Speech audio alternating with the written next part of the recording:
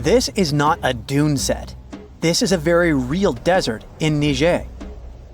Jado was probably built by the nomadic Sao people and is filled with ksars, which are fortified houses made of salt and clay, with giant walls and secret passages.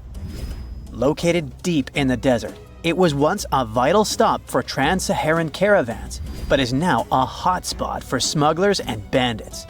The site has been off-limits since 2002 due to its dangers. The origin of the ksars remain a mystery. No archaeological studies have been conducted, leaving many questions unanswered. Even today, shifting sands reveal and conceal parts of these ancient ruins, fueling local speculation about what might still be hidden beneath the desert. Speaking of connective tunnels, scientists were blown away by the discovery of lava tubes in Saudi Arabia. These underground passages form when molten lava cools down. Researchers believe that ancient nomadic groups may have utilized these tunnels to survive the super harsh desert climates. While excavating the tunnels, archaeologists uncovered artifacts, rock art, and skeletal remains. The art and animal bones show that the people who used the tunnels were probably sheep and goat herders. They're still piecing together whether these groups lived in the tunnels for extended periods or just used them as temporary shelters. The Great Pyramid of Giza has been standing for thousands of years, but it's still hiding secrets. Using special scanning technology, scientists found two hidden structures under an ancient burial ground. The first is a shallow L-shaped structure, and below it is a much larger space that could be a final resting place or a chamber. The smaller structure was filled with sand on purpose, while the deeper one might be an empty chamber. Experts believe the two are connected, possibly as an entrance leading to a secret chamber. This is big news because it might give us some more insight into who built the pyramids and why. The world is full of ancient writing, but some messages refuse to give up their secrets, like the mystery of the Bashplemi tablet. This unusual stone, pulled from a lake in Georgia, is covered in symbols no one can read. Even with modern technology, experts are completely stumped. The tablet is about the size of a book, with 60 symbols carefully carved into its surface, but 39 of them don't match any known language. Some resemble scripts from ancient civilizations in the Middle East, India, and Egypt, but none are an exact match. To make things even trickier, part of the tablet is broken off, meaning a piece of the puzzle is missing forever. To rule out a hoax, scientists studied the tablet closely.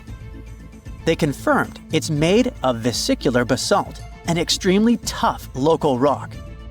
Whoever carved these symbols must have been really skilled. Based on similar archaeological finds, experts believe the tablet could date back thousands of years, possibly to the late Bronze or early Iron Age. Some symbols repeat, which could mean they're numbers. Maybe it's an inventory list, a record of battles, or even an offering to the deities. Until someone cracks the code, the Bashplemi tablet remains an unsolved mystery from the depths of history. Experts are still stumped with what this Minoan disc might mean. The Phaistos disc is one of the most mysterious finds from the Minoan civilization. This 6-inch clay object, discovered in 1908, has strange spiral markings that no one has fully decoded yet. The disc has 241 symbols on both sides, showing everything from people and animals to tools and plants. Experts have come up with many theories about what the symbols mean. Some think it's an early form of Greek. Others suggest it's a prayer or a hymn. And some even believe it could be a letter from a king in Anatolia to a Greek ruler.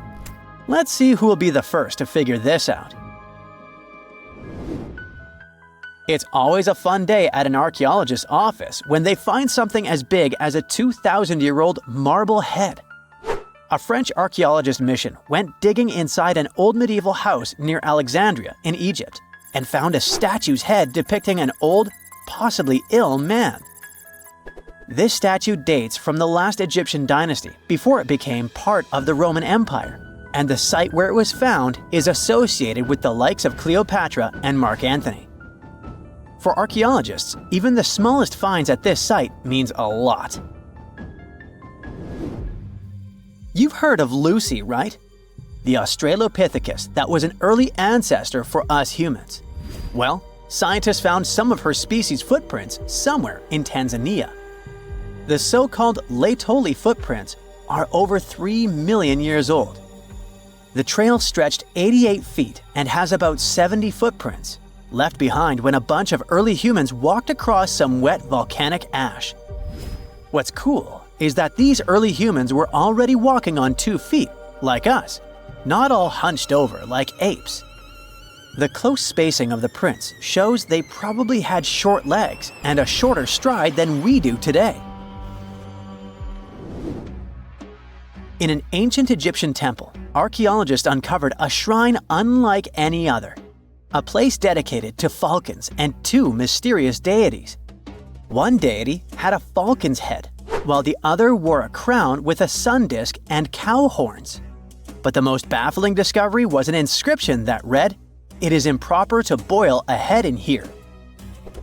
At the heart of the shrine, there are 15 headless falcons carefully arranged on a pedestal, likely as offerings to the falcon-headed deity.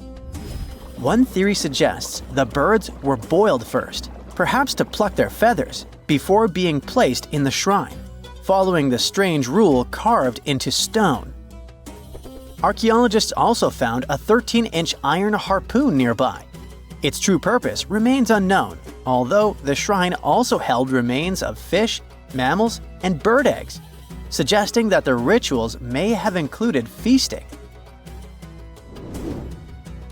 And speaking of ancient Egypt, meet Hathor. Scientists named her after the ancient Egyptian deity of motherhood, music, and singing. This wooden statue, housed at the Metropolitan Museum of Art, was thought to be just a beautiful artifact, until a surprising secret was uncovered. Using an X-ray machine, experts found a mechanical operating system inside it, with pulleys and axles connecting her shoulder to her left leg. When activated, the system made her hand raise and lower, an engineering marvel from over 3,000 years ago. The statue was created during Egypt's Middle Kingdom, around 1800 BCE, and is often compared to 19th century automata due to its advanced design. It's believed the statue was used in religious ceremonies, symbolizing Hathor's role in dance and music. An unexpected discovery happened in northern Kuwait, where a Kuwaiti-Polish team uncovered a mysterious 7,500-year-old statue. The statue features an elongated skull, no mouth, narrow eyes, and a flattened nose. This feature is thought to be an Ophidian figurine, named after the Greek word for snake, and it was likely made by the Ubaid culture, a civilization known for their pottery skills.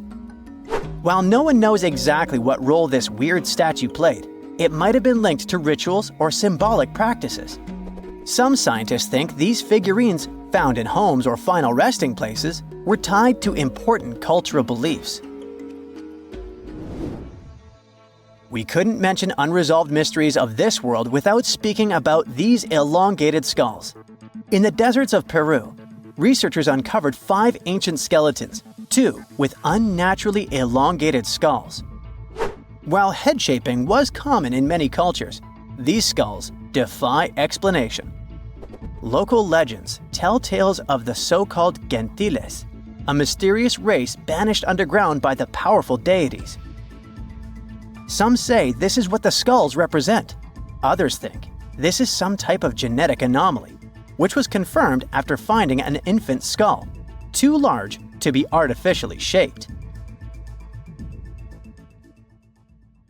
This just in, the world's oldest pyramid was built during the last ice age. And I'm not even talking about Egypt. I'm saying our ancestors might have spewed a 27,000-year-old pyramid in West Java. Gunung Padang is not exactly shouting pyramid. It's more of a mound with huge scattered stones tossed all over it. But local people seem to revere it, and they have for centuries. It wasn't until recently that the Indonesian authorities decided to excavate a bit deeper to see what all the fuss was about. They ended up finding the remains of a human settlement. It was rather unexpected, since the mound is pretty high up. This excavation could only prove there were humans in the area as far back as 45 BCE, which sounds reasonable. It was up to an Indonesian geologist named Donny Hillman to prove that Gunung Padang is the world's first pyramid. He used all sorts of new technology to support his claim. Our guy used carbon dating, which digs deep into the earth and takes whole chunks of soil. He found layers and layers of constructions, like he was digging up Rome and finding ancient buildings buried in the ground. His research proved that there had been caverns and even rooms down there, which could only mean one thing: humans. As for the rocks located up in the mound, they were most likely strategically placed by the people who lived there back in the day. They needed a place to meditate, so they arranged things in a harmonious way. Their smooth surfaces wouldn't be the result of years of erosion, but the works of great sculptures, the Michelangelos of their day, let's say. If this is all for real, then human civilizations began way before we think they did. Our ancestors, the Paleolithic humans, didn't have what it took to be considered a civilization, especially not the tools and knowledge to build pyramids. They needed a lot of masonry skills, which weren't all that available during the last ice age. His peers don't share this view, though. They could believe Hillman's theory if he had found evidence such as charcoal and bone fragments, but he didn't. Flint Dibble, another archaeologist, says that without concrete evidence of human activity, there's no proof of an actual pyramid. In this case, all the data proves is that the soil in the mound dates back to 27,000 years ago. He thinks the rocks on top of the mound just slipped down the hill, like rocks normally do. Only a complex society would have managed to build a stepped pyramid like they claim it was. But according to Bill Farley, an American archaeologist, there's just no reason to believe there were any settlements in Indonesia during the last ice age. Now, just so you know, the oldest known ancient society with this kind of knowledge is probably 11,000 years old and used to occupy the region of modern-day Turkey. Take a look, Turkey's Göbekli Tepe. It's also not a pyramid, but it's the oldest monolithic construction made by humans. Back in the Neolithic period, a lot of people settled there, and there are proofs for it. For example, the walls there are covered in ancient drawings of clothing and wild animals. Until recently, the title of the world's oldest pyramid went to a three-sided construction known as the Djoser Pyramid in Egypt. Djoser is located just a few miles south of the Giza complex in a town called Saqqara. It made its way to popular culture more than once. In the 18th century, it became a common feature in European paintings. Young men from the cultural elite did a grand tour around the world, and Saqqara was at the top of their list. It was also featured in the video game Assassin's Creed, with a digital representation way more accurate than many historical drawings of the thing. That was kind of a big deal in ancient Egypt, to build pyramids for kings to spend their afterlives. And if you thought the Khufu pyramid was the oldest one in the world, well, Djoser was built 70 years ahead of that time. The development of new technology has allowed archaeologists to make groundbreaking discoveries, and a new, or should I say ancient pyramid in South America might win the title in dispute. It turns out that pyramids were also pretty fashionable in the Americas in the old days.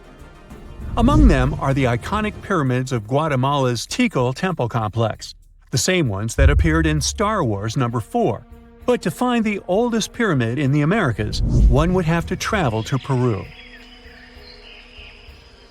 Deep in the Peruvian desert, archaeologists stumbled upon a sprawling ancient metropolis known as Caral. At first, researchers believed that the settlement was pretty recent, since the site was way too complex for ancient technology to handle it. As we said, Caral is a desert town, like Las Vegas, but without all the hoopla.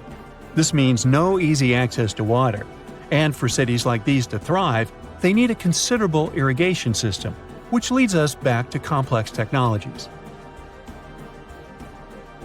The Peruvians surprised us all with this new discovery. This site was huge, filled with an amphitheater, houses, and religious buildings. The whole thing probably sprawled through 370 acres. And when scientists went to test their initial hypothesis using radiocarbon dating, They found that the city probably sprung around 2027 BCE. On the site, archaeologists found 6 pyramids that could possibly predate the one in Saqqara. As far as they know, both civilizations coexisted in the same time period, in opposite parts of the world. But since researchers can't pinpoint the exact age of Caral's pyramids, it's pretty hard to guess which civilization completed their pyramid first. If only we had a crystal ball. Now, it just so happens that the shape of a pyramid is something that nature is able to produce all on its own, leaving us modern-day humans a bit confused. A classic example is the Japanese side of Yonaguni, which also goes by the name of Japan's Atlantis. The entire monument is about the size of 5 football fields and the height of a 5-story building. Explorers and scientists believe that Yonaguni dates back to 10,000 years ago. For Japan's top marine geologist, Professor Masaki Kimura, Yonaguni is the heritage of a lost civilization. Kimura has dived into exploring the ruins over 100 times over the past 10 years. To him, there are clear signs of human activity down there. Check out this triangular-shaped pool on the monument's surface. Kimura thinks it's actual proof of humans, because this triangle-shaped concave is a historical symbol of water fountains in the region. As it happens with a lot of these cases, not all scientists are convinced the same. For many, Yonaguni is probably the result of thousands of years of erosion, and the fact that the monument is composed of one massive rock leads them to believe it is not really human-made. Sure, these huge basalt columns may look like the ruins of a palace, but they're most likely the result of the intense volcanic activity in the region. And speaking of natural formations that really look like a human made it, a pyramid on Mars has been a hot topic lately. Humans have been keenly trying to prove that there is life on Mars for quite some time. But some are stretching it really far, saying that little green or gray people built a pyramid on the planet to try and build their own civilization. This picture was taken over a decade ago by the Mars Reconnaissance Orbiter, the MRO, but it started to resurface recently. It shows what looks like a 3-sided pyramid. Some people claim that the smooth side of the pyramid could only be the effect of otherworldly work.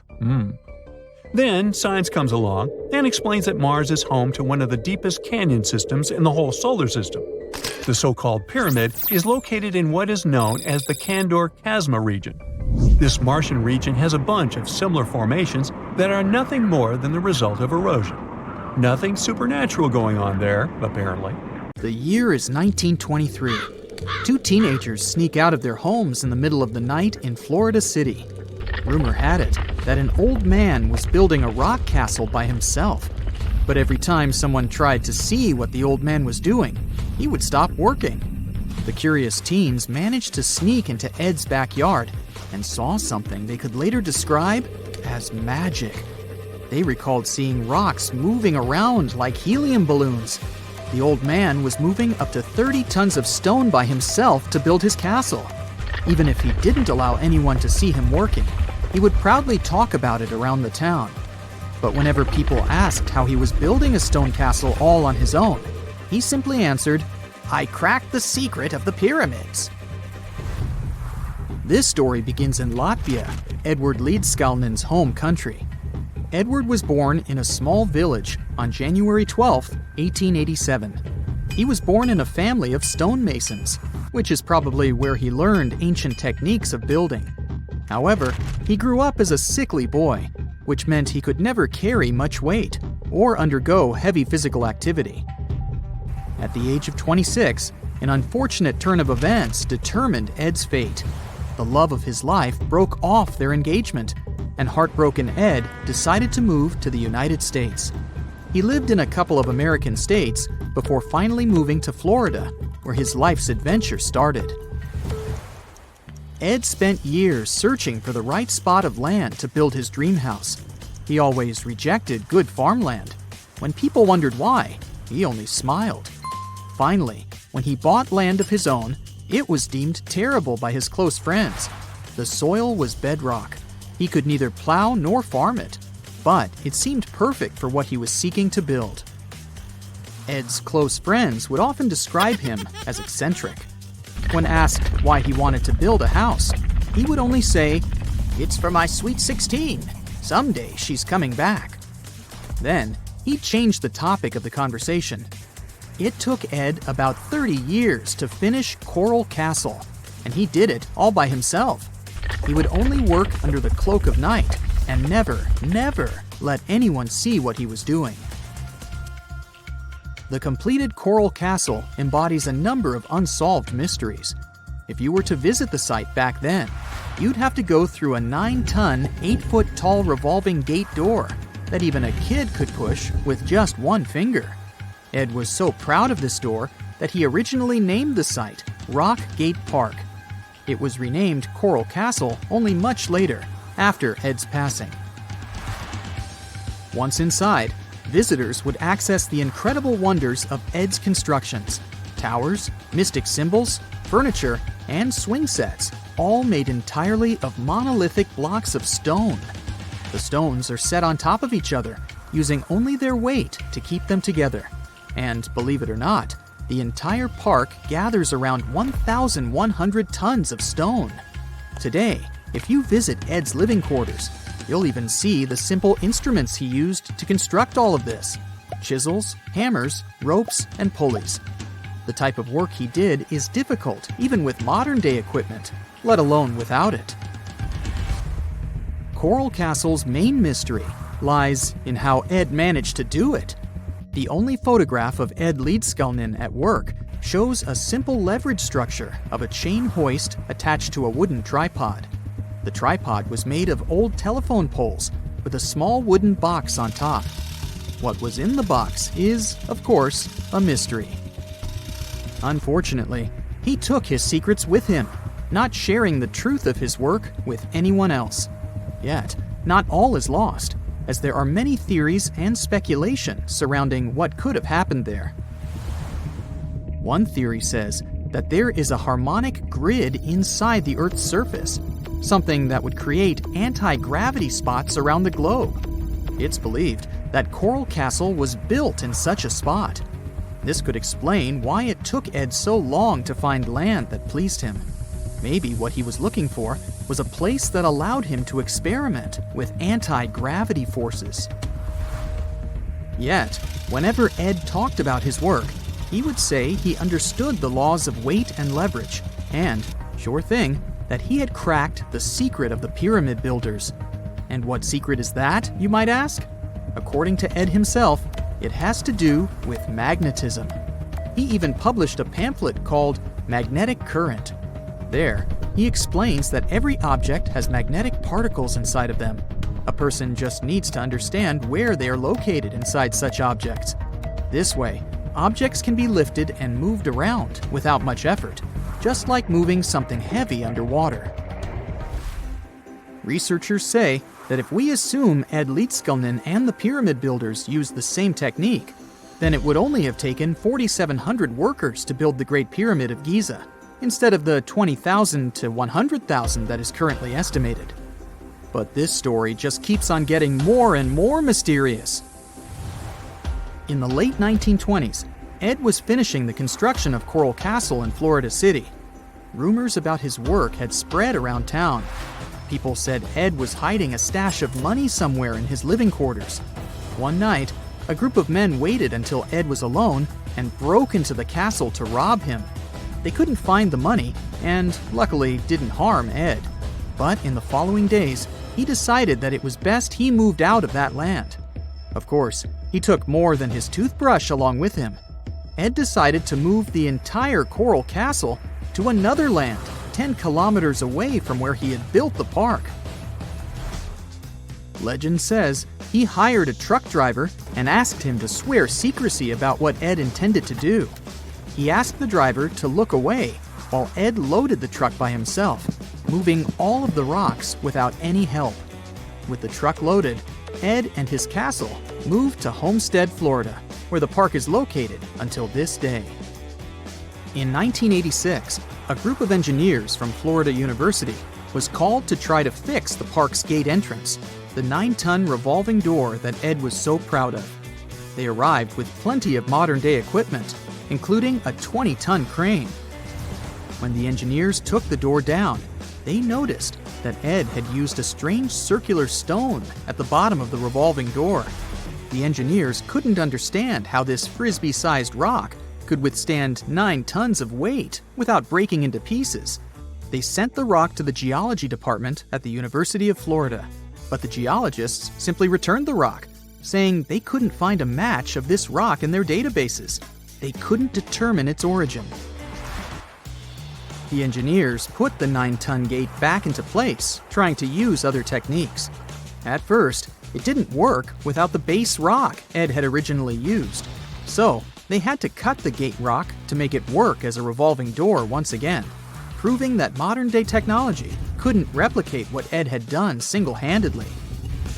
Fast forward to 2011, and another man claimed to have cracked the code of the pyramid builders and Ed Leedskalnin himself. Wally Wallington, a retired construction worker from Lapeer County, Michigan, has managed to build using similar techniques to those used by Ed. Wallington is known for having built his personal Stonehenge in Michigan. He is said to have used simple machines, such as levers and counterweights, moving around multi-thousand-pound concrete blocks. Unlike Ed, Wallington has shared his techniques with the public. Multiple videos are showing the clever engineering he built from very simple materials. It sure is impressive. The man has moved his entire barn into another property just with the help of simple tools. However, there is no way to prove that these were the same techniques used to build Coral Castle. To this day, the secrets of Coral Castle haven't been unraveled. But hey, we can always keep trying to solve it. You have heard about Nikola Tesla. You have definitely heard about the Great Pyramids in Egypt. But what if I told you that Tesla may have probably uncovered the ancient mysteries surrounding the pyramids? Wait, what? Is this a crossover episode? Nope. It's highly probable that the secrets of the pyramids are hidden in plain sight. But first, let's recap what we know about the pyramids. What's so mysterious about them? I mean, they are just old quirky buildings, aren't they? One of the biggest questions is how they were built. Some people think that the pyramids were created by people using only their hands and muscles.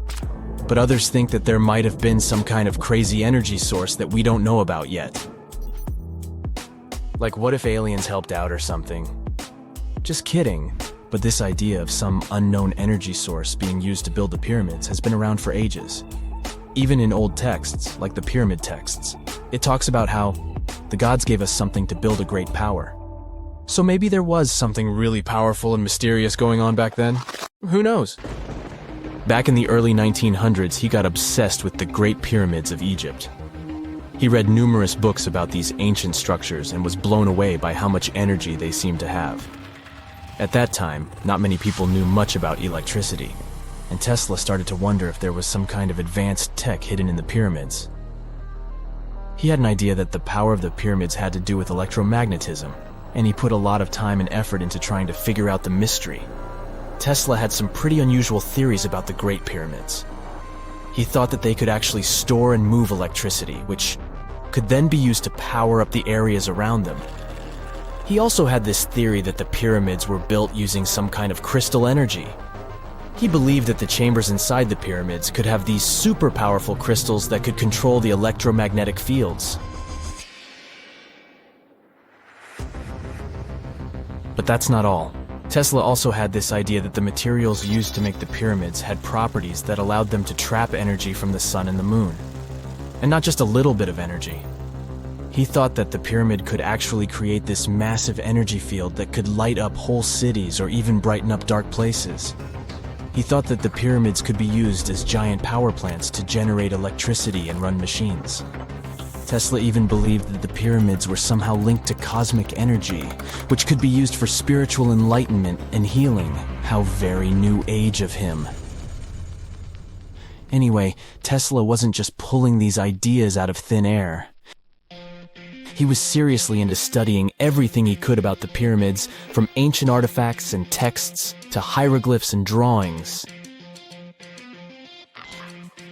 And he came up with this idea that the pyramids were designed to be energy amplifiers. and some kind of unknown energy source was used during their construction. Some people thought Tesla was eccentric for coming up with these theories, but his ideas have actually had a huge impact on the way we think about the pyramids today. Researchers and scholars have been digging into his theories for years and using them to uncover some of the biggest mysteries surrounding these ancient structures. For example, recently scientists have used theoretical physics to investigate how the Great Pyramid of Egypt would react to certain radio waves. They found out that if the radio waves were a certain length, the pyramid could concentrate the energy inside its rooms and focus it under its base. The scientists did lots of calculations to figure this out. They first thought about what radio wavelengths would work best. Then they made a model of how the pyramid would react to the waves. They figured out how much of the energy from the waves would get absorbed or spread out. Lastly, they checked how the energy would move around inside the pyramid when the waves hit it. To help explain all of this, the scientists used something called multipole analysis. This is when you take a complicated object and break it down into simpler parts. Then you can see how each part interacts with the energy that's coming in. It's like taking apart a puzzle to see how each piece fits together. The researchers are interested in how all of this can be used in the future. They want to make really tiny particles that can do the same thing as the pyramid, but with light. By changing the size, shape, and the material of these particles, they can control how the light moves around them. This can be really useful for things like making tiny sensors or super efficient solar cells. The scientists had to make some guesses when they were doing their research. They assumed that there weren't any hidden spaces inside the pyramid, and that the material used to build it was all the same. But even with these guesses, they still made some pretty impressive discoveries. But the pyramid study is not the only proof that Tesla was ahead of his time. There are more Tesla's projects that seemed unrealistic at the time, but that scientists and enthusiasts reevaluate and try to implement today. Let's talk about Tesla's most ambitious project, the Wardenclyffe Transmission Tower. Back in 1900, Tesla was already a big shot when it came to electrical engineering in America. People were blown away by his amazing inventions and the fact that he managed to outdo Thomas Edison in the battle of currents. However, Tesla wasn't content to rest on his laurels. He decided to embark on his most ambitious project yet, the transmission tower at Wardenclyffe. It was built between 1901 and 1905, and it was based on one of Tesla's breakthrough ideas. He had a vision to make the impossible possible by creating a global wireless communication system. It would use Earth itself as a conductor, transmitting music, news, stock market reports, secured military communications, and even facsimile images. Does it sound familiar? Right, it sounds just like the internet that we use today, only without the use of any wires. But Tesla had a much bigger dream in mind, to transmit power wirelessly. He already proved that high-frequency signals could be sent without any wires using his Tesla coil transformers, and this sparked his obsession with wireless energy transmission. His vision was to not only transform the way we communicate, but also to find a way to transfer power currents globally by tapping into the Earth's natural energy. Tesla believed that there was an abundance of free energy all around us that could be used for humanity's benefit. In 1899, he conducted some top-secret experiments and got convinced that it was possible to transmit electrical power through the Earth's upper atmosphere. This is actually how the Wardenclyffe Tower was created. It was supposed to be the prototype station for a network of towers all over the globe that would provide the whole world with wireless energy. Unfortunately, Tesla didn't have the resources or the patience of his investors to bring this project to fruition. It ran into all sorts of financial problems and roadblocks, and in 1917, the unfinished tower was finally torn down for scrap metal to pay off Tesla's mounting debts. Now it remains a sad reminder that even the greatest minds can sometimes fall short of their dreams. The original red brick laboratory, however, is still there, and it is the only Tesla lab that has survived. Fun fact, in 2017, a film crew made a crazy discovery. They used ground-penetrating radar to explore the area around Wardenclyffe, and they found a whole series of tunnels stretching for hundreds of feet underneath the site. Nobody knows exactly what these tunnels were used for, but people have been speculating for years that they were part of Tesla's grand plan. Wardenclyffe, of course, is a major landmark for Tesla enthusiasts from all over the world. Who knows? Maybe someone will finally crack the mystery of the tunnels one day. But even if they don't, the legacy of Tesla and his amazing ideas lives on. Before we get into the reason why and how there are pyramids all around the world, let's talk about some of the examples. I'll start with the Pyramid of the Sun in Mexico. These folks really knew how to build a city. Their well-planned urban center spanned over 7 square miles and boasted several pyramids. But the Pyramid of the Sun is the most impressive. This giant pyramid was built way back in 100 CE and is one of the biggest structures of its kind in the whole Western Hemisphere. It's so big that it's 216 feet high above the ground. If you ever find yourself in this ancient city, you won't be able to miss the Pyramid of the Sun. It's right there on the east side of the Avenue of the Dead, the city's main north-south street. To build this incredible pyramid, around 1 million cubic yards of material were used, including a special kind of red volcanic rock called hued tezontle. Impressive, huh? We don't know too much about the people who built the Pyramid of the Sun or its purpose. But archaeologists believe there was once a temple on top of it. When explorers went below the pyramid in the 1970s, they found a bunch of cool tunnels and chambers. In 2011, they even found a secret stash of clay pots, obsidian pieces, animal bones, human figurines, and a mask. Who knows what other secrets the pyramid is hiding? If you decide to see this one, you must climb the pyramid using the 248 uneven steps on the west side. Watch your step.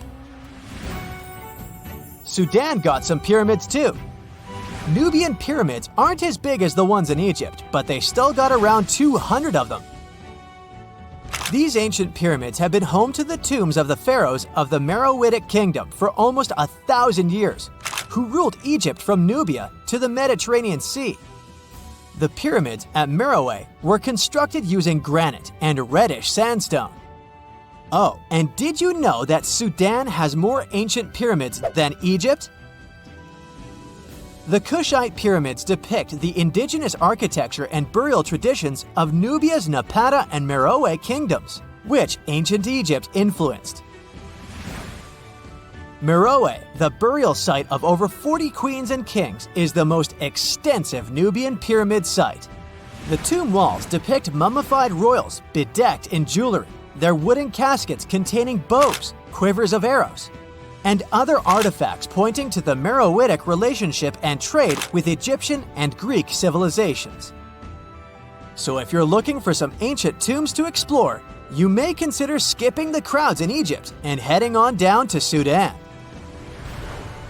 Let's fly to Iraq to see some more pyramids.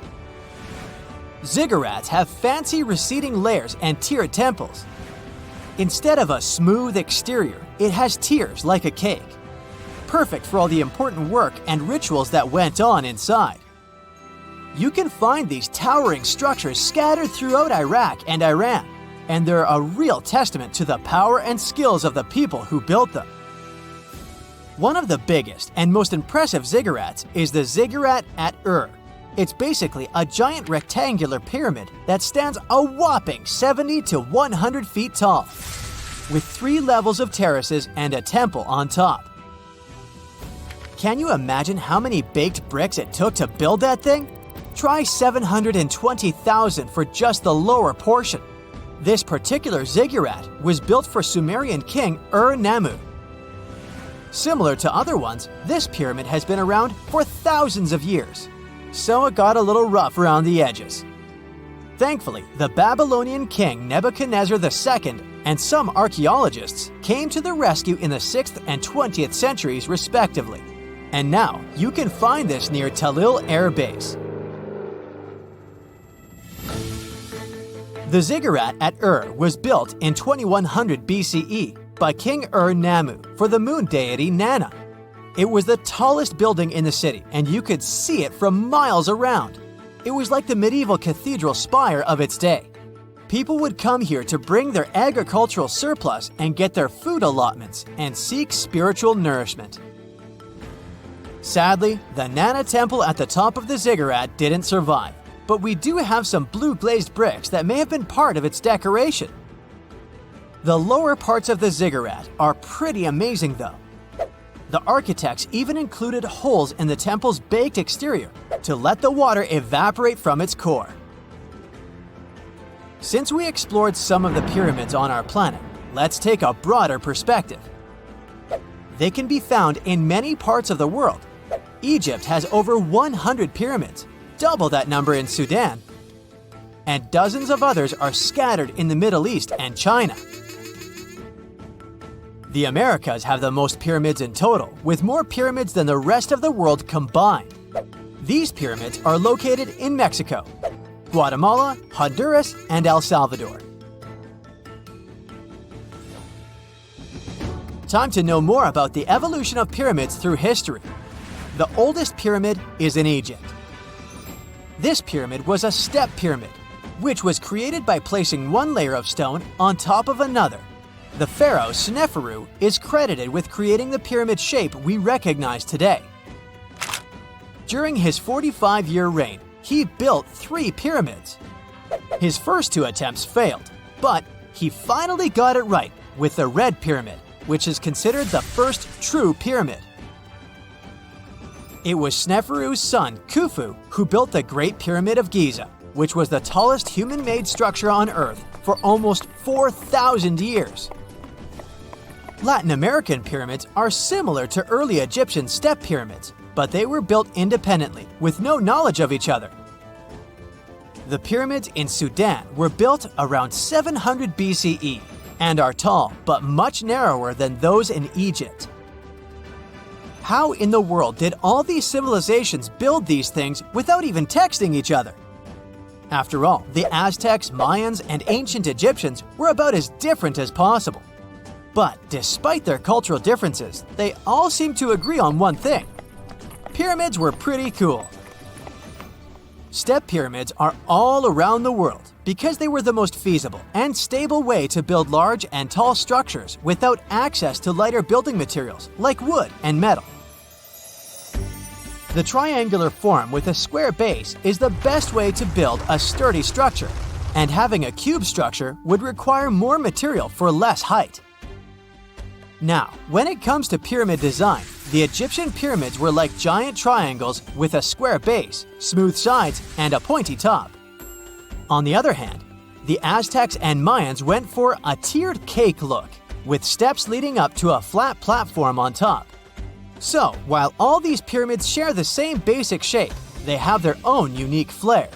Each group built its pyramids using different materials, techniques, and slope angles. So while they may have been inspired by each other's work occasionally, they were just doing their own thing.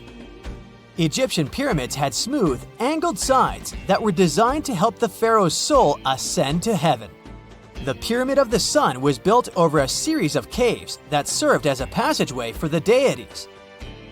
The Maya built the temple of Kukulkan in Chichen Itza to honor the deity Kukulkan, usually represented by a serpent. Nicknamed El Castillo, it has 91 steps on each side, plus a platform. That's 365 steps, one for each day of the Mayan calendar. Tell me, Brightsiders, how were pyramids built? To begin with, humans made them, not a foreign race from space that landed on Earth. You see, one thing that all pyramids have in common is that they were built without advanced tools or even the wheel. It took a lot of people to build them, including skilled laborers and architects. For example, it's estimated that 20,000 people built the Great Pyramid of Giza, and it's believed that most of them were skilled laborers.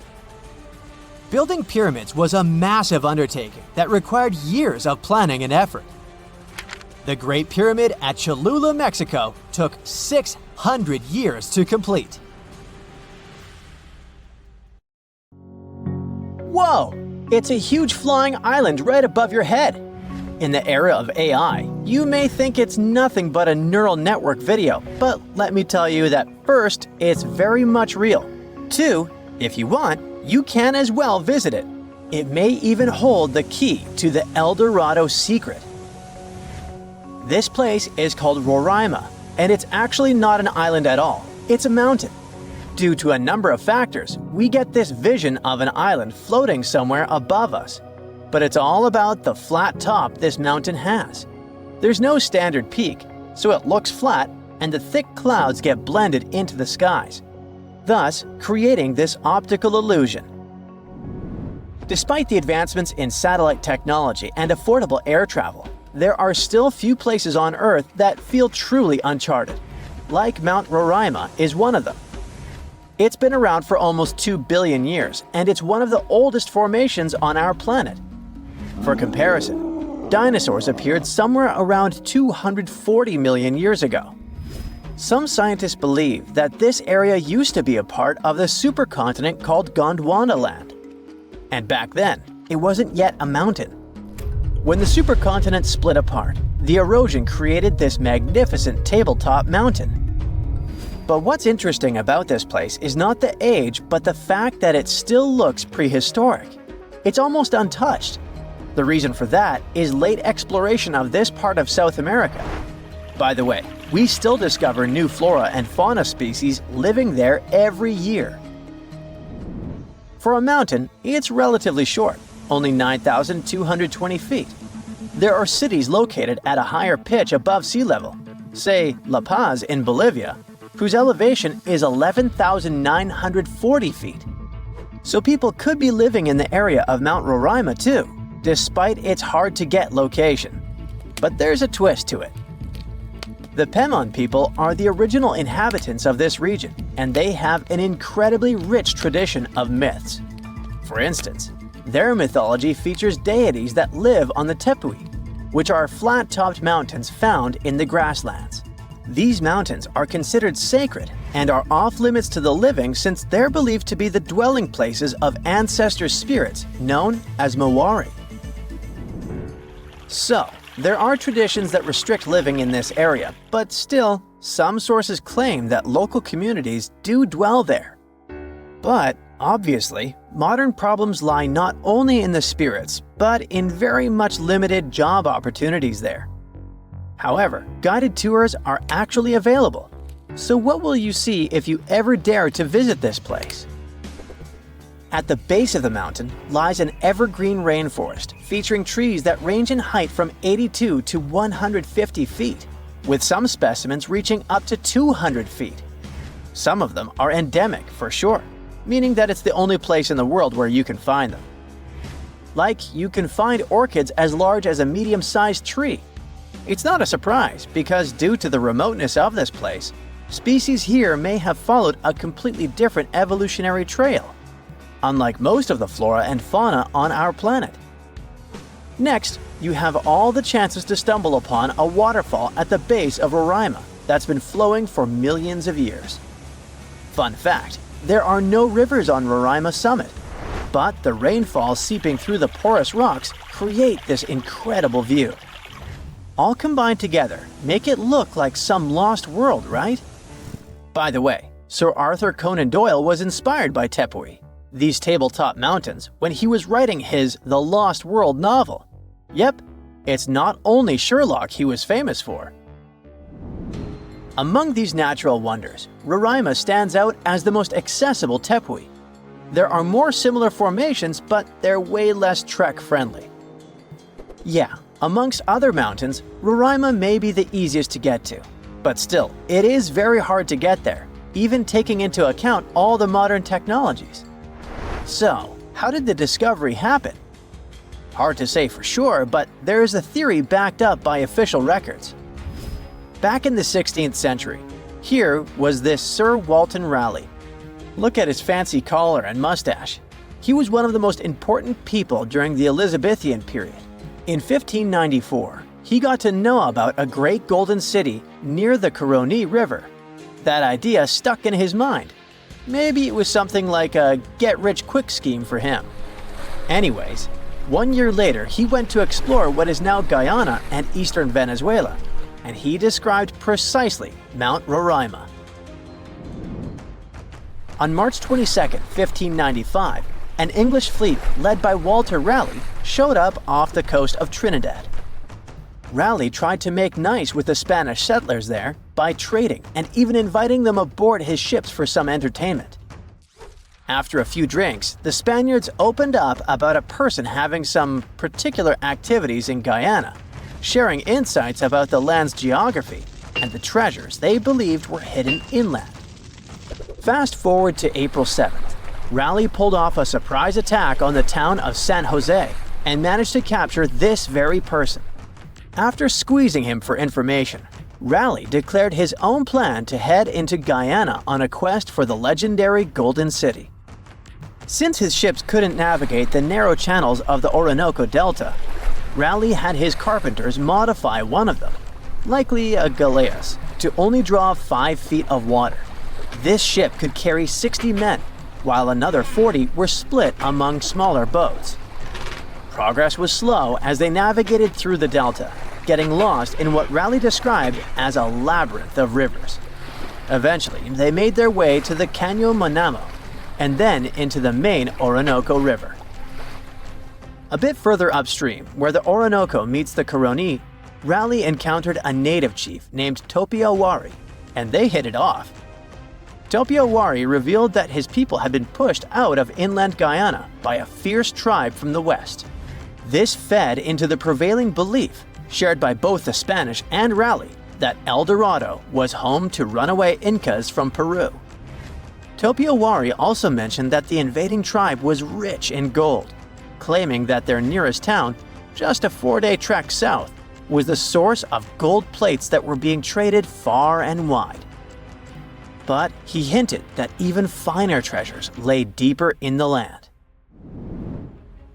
Raleigh then made his way to the mouth of the Caroni, but strong currents halted any further progress.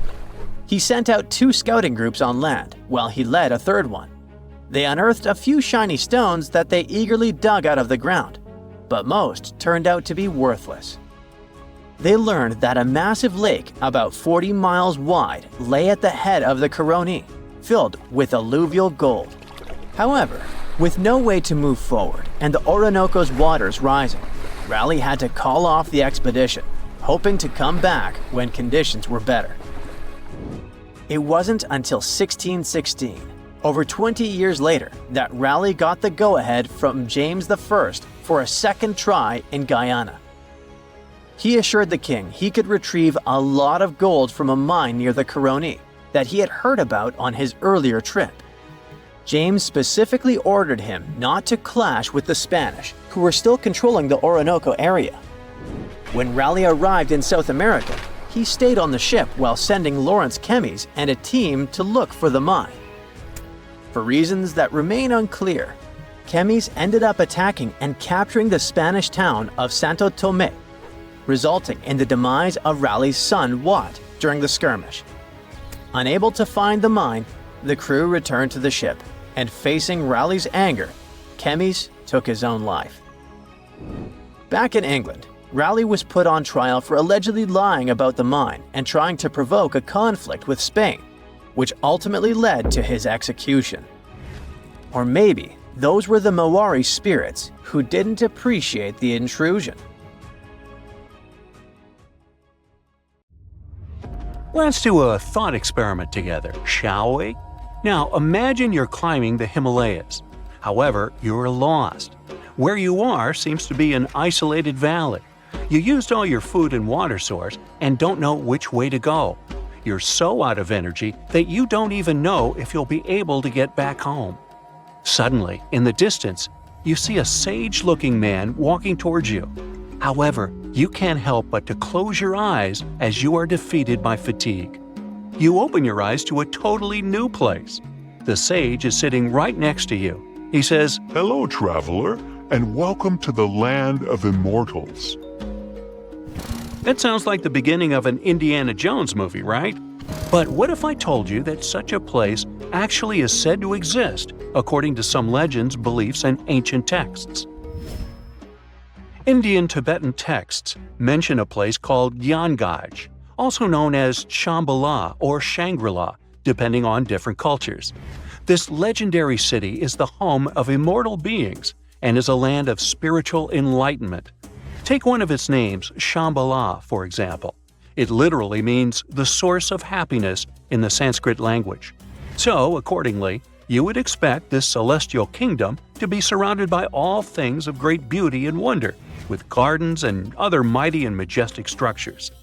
The ancient beliefs and myths state that when you enter Gyanganj, you will immediately be reminded of the structure of a lotus flower with 8 petals. The place is surrounded by mountains covered with snow. It has beautiful waterfalls, crowning into a pure and divine lake, and its water has extremely strong therapeutic powers. The whole place is illuminated by milky white light at all times, and this is neither due to the sun nor the moon. There are also phosphoric plants that can give desired light on voice commands. 100 types of other delightful flowers keep blooming all year round in its gardens, in addition to countless trees where delicious fruits grow. But one tree is known to be the most special one, and that is the tree of immortality, or the tree of life. Described as a shimmering crystal, it stands at the center of Gyanganj and unites the skies, the earth, and the underworld. The fruits of it resemble an abstract form of Sri Yantra, a mystical diagram used in Hinduism, which consists of 9 interlocking triangles. However, nobody is allowed to take these fruits out of Gyanganj itself. The only way to do it is if you get permission from the inhabitants of the city. This brings us to the question of who lives in this magical and mystical city. According to the legends, Gyanganj is inhabited by a great number of advanced masters, or in other words, sages, who subtly guide the destiny of the world through meditation. They are eternal beings who are not affected by any human desires or sorrows. Their duty is to protect the spiritual teachings of the world and work for the good of humanity, as well as all conscious beings. It's also believed that during a time of great chaos in the world, the 25th ruler of this Gyanganj will appear among them to lead the planet to a better future. These sages and eternal beings who live there are somehow also the protectors of Gyanganj. So, if you were thinking of just casually walking into this place with a map in your hands, sorry to inform you, but that's not happening. First of all, no one really knows where exactly Gyanganj is. Some people believe it's in a remote valley in the Himalayas. Some claim it's in a hidden cave. There are also people who think it's on a mountain range, and others suspect it's on a secluded plateau. So, the location of the city is a mystery, and seems like it will stay that way, since it is also said that the immortal sages who live in Gyanganj camouflage the valley from humans by creating some kind of an energy field. So, Google Maps can't help you with it either. That's why some even suggest, including the Dalai Lama, that it exists in a different plane of reality altogether. In some of the ancient texts, there are actually a few instructions on how to access Gyanganj. However, the directions are said to be incomprehensible, the way I get sometimes. But let's pretend for a second that you did crack the instructions, and the immortal beings living there were willing to grant you entrance. Unfortunately, you still might not be able to enter this cosmic city, and here's why. It is believed that only enlightened masters or sages who have a certain karmic connection with it will be able to reach there. So, what do the eternal beings of such a magical place do there? Remember, they have all the time in their hands. The ancient texts state that Gyanganj has a center and 16 areas that are all meant for 16 different sciences to be studied. These include solar sciences, universal planetary sciences, sciences related to time, the science of air, the science related to the sun and the moon, the science related to space, the science related to gravitational forces, and so on. What they all have in common is that to be able to learn them, you first need to have a very high understanding of energy. The level of courses that are studied is extremely advanced, and these teachings are still unknown even in these modern times. Each scientific system has different departments, and all these departments have their respective teachers. Since time doesn't work as we understand there, and immortality is possible, most of these teachers are hundreds or even thousands of years old. They can stay in their spiritual bodies, which appear like a mass of bright light, while their physical bodies remain separate. What a school, huh? It almost makes Hogwarts seem boring. And does anybody actually graduate from there? Of course, all these stories and mysteries about Gyanganj have attracted many people from all around the world.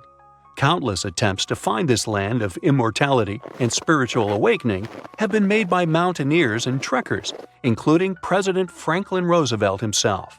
But as you might have guessed, they led to nothing. Still, there were a few people, like renowned spiritual leaders, sages, and adventure seekers, who claimed they had visited it. One of them was Sri Gopinath Kaviraj, a celebrated scholar, who was the first person in modern times to have allegedly found the place. After his supposed visit to Gyanganj, he wrote a book about it and made the place popular in modern culture. Upon reading his book, many other enthusiastic foreign scholars rushed into Tibet to learn more about it, as well as try to find it. Another person who claimed to have been there was a mountaineer who got lost in the Himalayas. According to his story, after getting lost, he was feeling hungry, so he accidentally consumed poison mushrooms. Feeling completely disoriented by them, he stumbled upon a mountain with a gap, which was covered by fog. Then he fell inside. After getting back up to his feet, he realized that he was surrounded by people dressed in strange clothes who tended to his wounds. After he was fully healed, they escorted him out of the city. Then there was the spiritual leader, Guru Saikaka, who revealed to the world about his not one, but many visits to Gyanganj. As per his narration, he claimed to go there, seeking spiritual and immortal teachings. He stated that a sage escorted him into the city every time he visited the place. In his stories, he also pointed out that the kingdom exists in a higher dimension. One other so-called visitor to Gyanganj was L.P. Farrell, an English officer, who claimed to have experienced the mystical place in 1942. Even if all these stories and descriptions about Gyanganj are able to give us a vivid picture, it can still be hard for many to keep an open mind about its existence. Yet again, it's not hard to admit that even the idea of such a place, where immortality is possible and truly moral beings are working to protect humanity, is comforting, mind-blowing, and fascinating.